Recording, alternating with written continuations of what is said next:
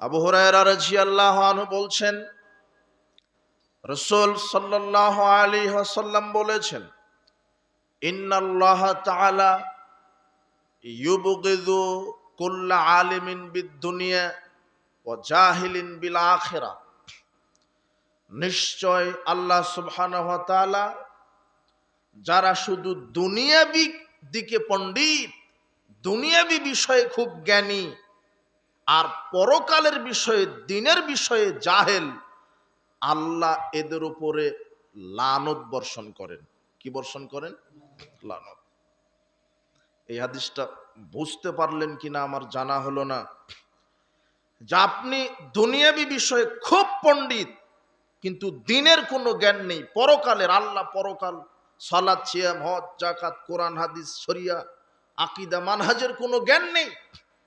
আপনি দুনিয়াবি বিষয়ে অনেক সার্টিফিকেট, আপনার অনেক পুরস্কার, নোবেল পুরস্কার জিতেছেন, অনেক সার্টিফিকেট, অনেক পুরস্কার, কিন্তু দ্বীন ইসলামের কোনো জ্ঞান নেই।